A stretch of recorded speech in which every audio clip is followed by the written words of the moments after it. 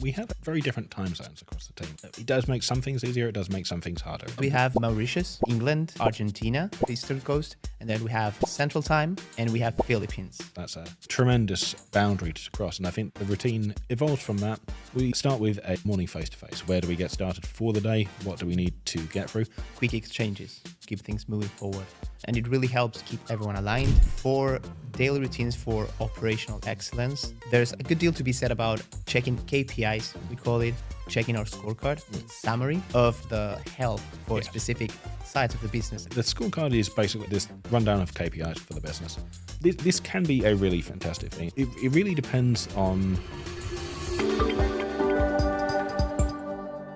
Hi, and welcome to a special episode of Special Ops Podcast. Today, Shockwave's own Richard and Tiago are here to talk to you about Inside the Ops Room, daily routines that keep the machine running by two of the three people that pretty much keep the wheels on Shockwave Solutions. Thinking about the daily routines that you and I have on a daily basis to keep the operations and the whole machine running smoothly. We have very different time zones across the team. I think this is part of the whole picture here because it does make some things easier, it does make some things harder. Can we hint on the time zones that we manage? Because we have definitely Mauritius, we have England, Yep.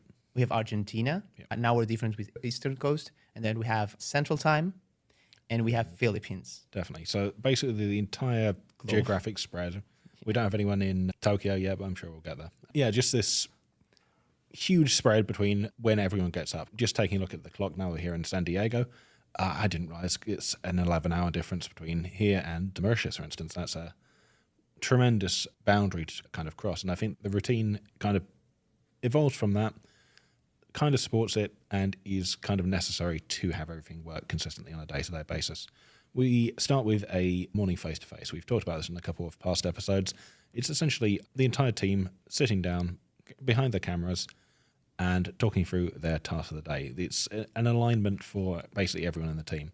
And I think this comes across differently for every part of it. For me, it's fairly early in my working day. For Saka, it's midway through. But for you, Emma, I assume it's more of a, hey, where do we get started for the day? What do we need to get through? So it's got a different kind of connotation for everyone, particularly the guys in the Philippines, where it's a very, very late hour. So everyone kind of comes in that from a different perspective, but it gives us a way to actually align the team because we talk through what's actually happening, what we need to delegate with internally, and gives us all an idea of, is there anything that's going to need adjustment throughout the day? I think that's fair to say. Right. And quick exchanges that are going to keep things moving forward. And it really helps usually for me, for example, it really helps just one sentence. Hey, this X happened. Absolutely. And it really does help keep everyone aligned. And I think it also keeps a shared context. We know what everyone's focused on. Because, of course, if you have just one meeting, that's not going to provide that quite as good. But if you have that 4 times a week, like we do have it, it provides you with a context of what everyone's been focused on, which helps a lot with alignment and coordination. Definitely. And that's not the only meeting we have for meeting cadence. We have 2 other meetings. I would call the Monday one, we call it ops. It could be for different, it could be departmental. It's fulfillment in a sense of the word. So could you walk us through what's the value for? Sure. So this is kind of a very early week discussion of all our key clients, like the key projects that we have going for them, the overall goals that they want to reach, both in the quarter and in terms of the year, everything like that. It gets us a chance with the key member of the team to basically sit down and actually talk through the projects that we're going to be working on in the week ahead. I think it is necessary for that to be a Monday because it's just a way to essentially build that routine for the week. Right after the meeting, I have this big list of tasks in ClickUp that we break down throughout the week. It's the same for yourself. It gives us a synchronized point to really like a way to really get down to business, like what needs to be done, who needs to do X, Y, and Z, who needs to support X, Y, and Z, who needs to be checking X, Y, and Z. It's a way to set those paths rather than have everything just come up out of nowhere. Things do come up out of nowhere, but being able to talk through what we expect to happen is, I think, a very big difference maker. Yep, totally. And for both meetings and all meetings, the agenda is a must-have and a must-respect. Absolutely. And it's a joint effort. to respect the focus. If we're jumping from one topic to the other, we don't have an agenda, and every day is different or every meeting is different, that's not going to provide a stable result and a result that we can count on a daily basis. And that comes back to the purpose of the meeting, which is going to structure the agenda. Yeah. And then the last meeting we have is on Thursdays, which is the leadership. So we're thinking about different levels of depth, probably. And on Thursday, we have our own breaker at Shockwave Solutions every Thursday. Yeah. So kind of similar to the ops call, but with a little bit more of an internal focus. This is a way to talk through it starts with us talking through what we've actually done for the week. It's, again, a kind of realignment on where we are with the goals that we set on the ops call on Monday. We talk through the goals that we have internally for the quarter, like what are we working on? Because if we don't talk about our internal business, it doesn't necessarily move. The clients are a lot more engaged, let's say.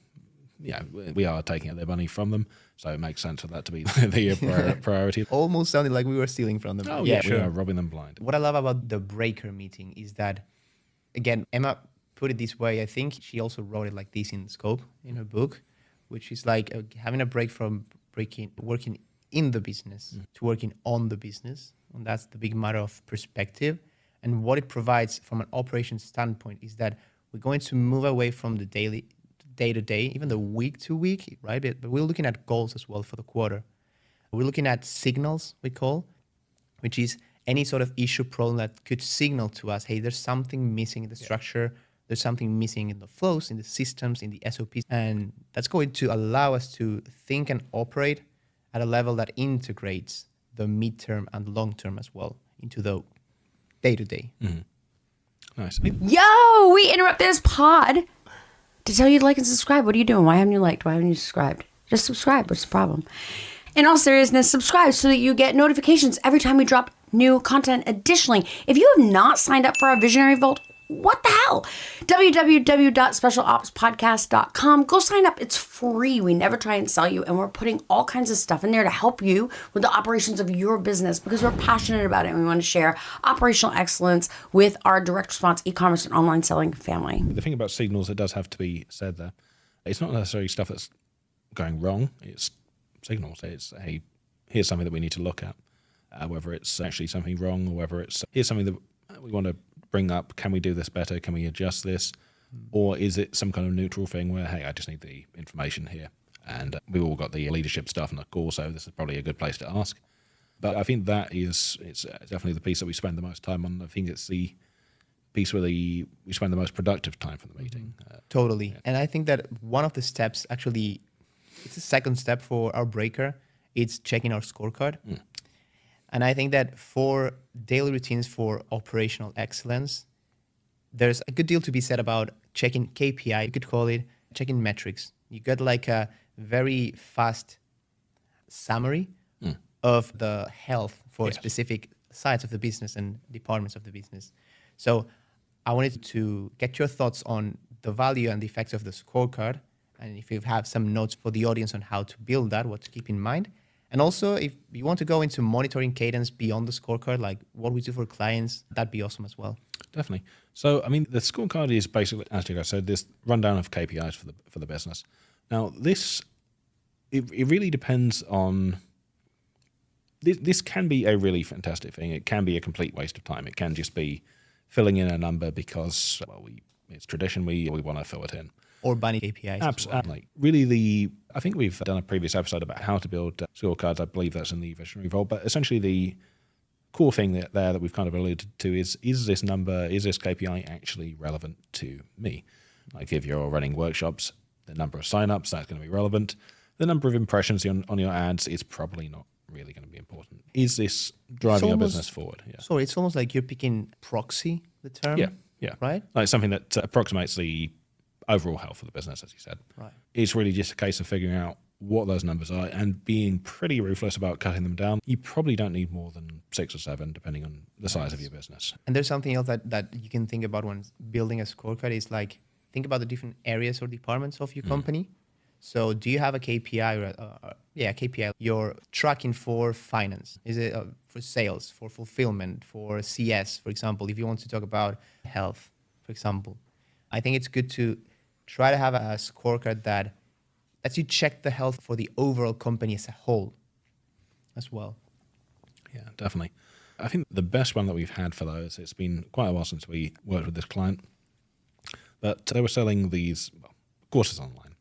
So we tracked the number of sales, the refund rate, chargeback rate, basically money coming in, money coming out, and just seeing on a week-to-week basis, how is this changing? Is there any issue that needs to be talked about on this week? Well, we'll see it in the scorecard if so, because there'll be some sea change. We've had refunds go up to 15%. What is going on here? Because that's obviously indicating not necessarily a problem, but probably a problem, something to look into. And that's really the point of the scorecard. Like, is there something that needs more than that cursory KPI? And manually filling the scorecard is also important. Don't try to not to automate, just absolutely. keep it manual. It's important enough that you want to keep it that way. And beyond the meetings and the scorecard, I wanted to talk through templating tasks and projects. The short note is read everything for operations. Read everything. Like you're inside, for example, Slack for your company, read everything for every channel that you're on. It maybe you can discern and say, okay, I know this channel. If I'm not tagged, I don't need to read it right away this day, but always scan that information. For operations, you need the full context every time. And you never know when someone's actually dropping a piece of information about how a system is working, a process is being done, and you're probably going to come back to that when you want to diagnose why it's failing. I think customer service is probably the best example of this. Like, they don't necessarily know the full context behind it, but they do see where the issues are happening. Are people really unsatisfied with the delivery of this product? They will know. And if you're giving them the right kind of SOP backing, they will say, there's a problem. We have this big jump in refunds. It's not necessarily something you need to read immediately, but it's a fantastic way to be aware of what's really going on behind the scenes. 100%. And I think that you can do it two ways.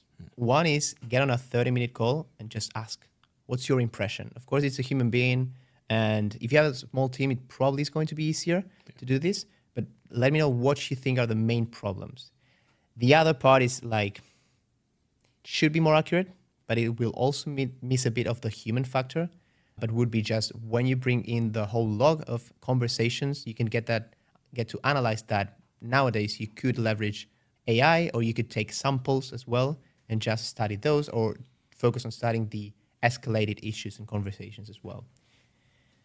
And beyond the CS that we mentioned and reading everything, we have implemented templating tasks and projects. So we're going to build a project into in our case, ClickUp task, and we're going to reuse that template every time we need to prepare for said project. So any key note you have about building this and the value it provides? So basically, the template here, just to break it out, is a broken down sheet of everything that needs to be done for, say, running a new workshop, running a new consultation, whatever the case may be, broken down into individual tasks to be assigned out to the people responsible for delivering them.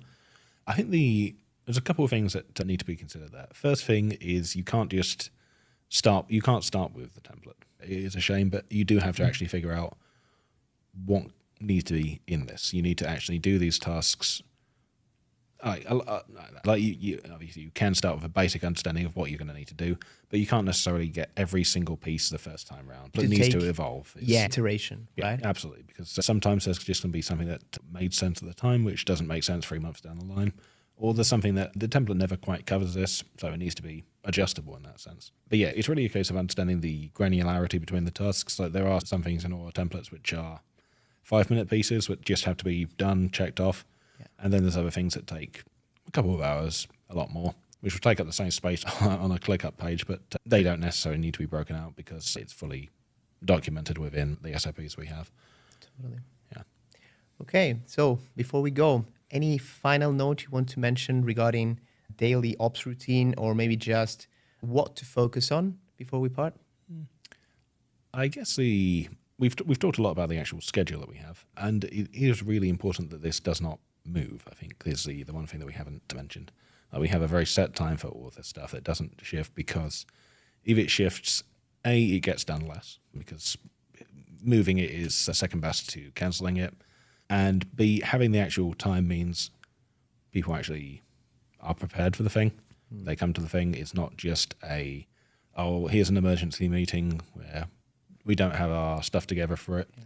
It's a chance to actually sit down and say, okay, let's talk about this stuff directly. Right. Yeah, it's just the importance of a routine.